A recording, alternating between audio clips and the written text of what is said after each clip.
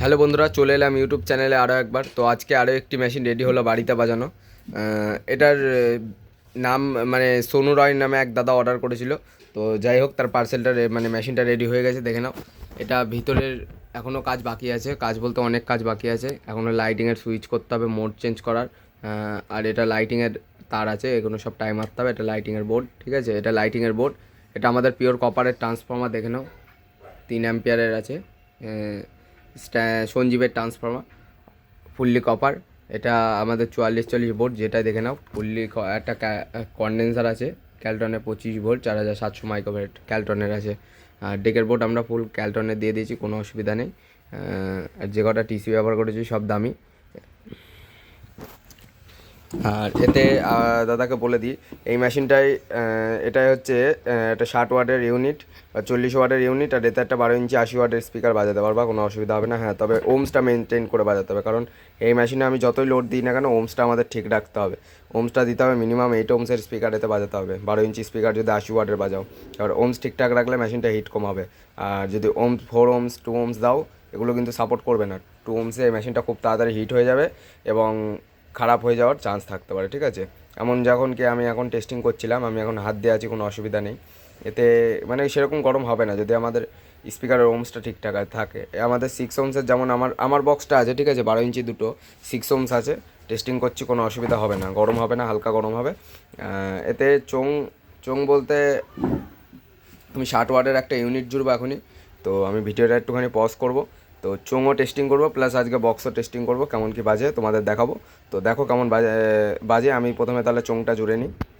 তো বন্ধুরা, আমার ইউনিট জোড়া হয়ে গেছে 60 ওয়াটের একটা আওজা। তো দেখো, আমি গান চালিয়ে দিচ্ছি। প্রথমে চোং লাইনটা তুলবো, তারপরে বক্স লাইনটা তুলবো, ঠিক আছে।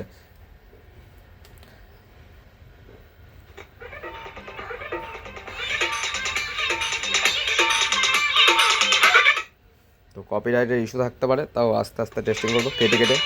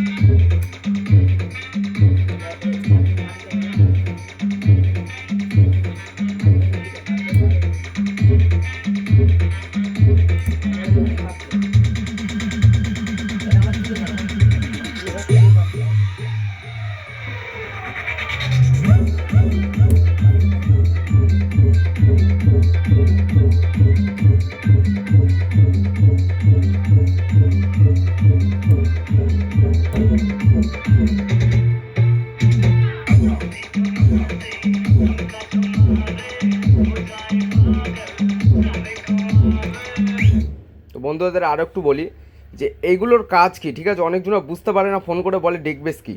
তো ডেকবেসের কাজ হচ্ছে, আমি বলে দিই, আমাদের যেমন এই আওয়াজটা দেখছো তো লং থ্রো করছে, মানে আওয়াজটা ভাইব্রেশন হচ্ছে, হামিং হচ্ছে গানে, ঠিক আছে। এটা এই হামিংটাকে করার জন্য, আর এটা গানের ওয়েটটাকে আনার জন্য। আর এখানে 4খানা ঘাট আছে, যেটা আমাদের 4 ব্যান্ড সিস্টেম করা আছে, ঠিক আছে। এটা যত ঘোরাবে তত বেশ মোটা হবে, আর যত কমাবে তত বেশ পাতলা হবে, ঠিক আছে। এইদিকে ঘোরালে পাতলা, এইদিকে ঘোরালে মোটা। এবার এটা গানের ওয়েটটাকে আনবে, আর এটা ঘাটটা হচ্ছে বেসটাকে পাতলা মোটা করবে। এটা মাস্টার ভলিউম, মেশিনের যেমন যা থাকে master volume, base, tone. Master volume বলতে এটা ভলিউম, ঠিক আছে, এটা গানের জোরটা। আর এটা বেস, এটা টোন। এটা চোঙের মাস্টার ভলিউম, বেস, টোন। তা আমরা বোর্ডটা দেখে না পুরো মডিফাই করে দিয়েছি, ঠিক আছে। এখানে কোনো আজে বাজে কাজ করিনি, যা করেছি মডিফাই করে দিয়েছি। সে দেখলে বুঝতে পারবে এখানে মডিফাই করা আছে। তো দেখো, আমি আর একটু টেস্টিং করছি।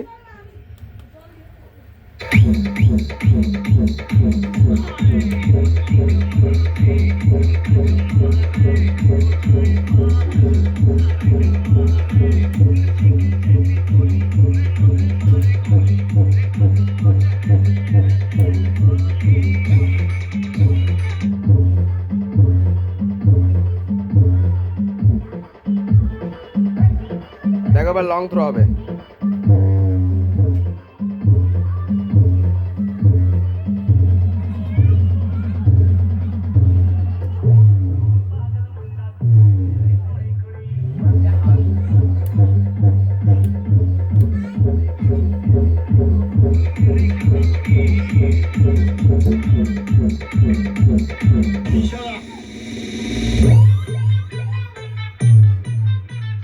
DJ Budu, audio recording center, Sumatragar.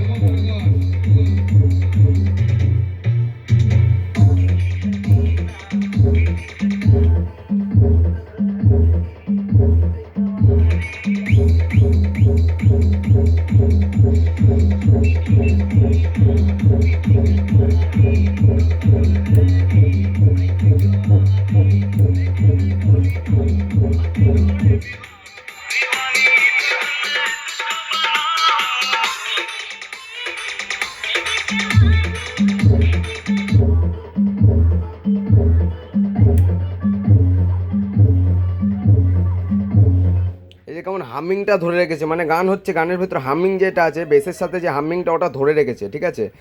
এবার ধরে রাখুক সেটা অসুবিধা না, কিন্তু এই যে গানের সাথে এই যে শুধু বক্সে বেস হলে তো হবে না, আমাদের গানটাও ক্লিয়ার হতে হবে, সেই জন্য একটা চোং জুড়ে দিতে হবে, ব্যাস। এই যে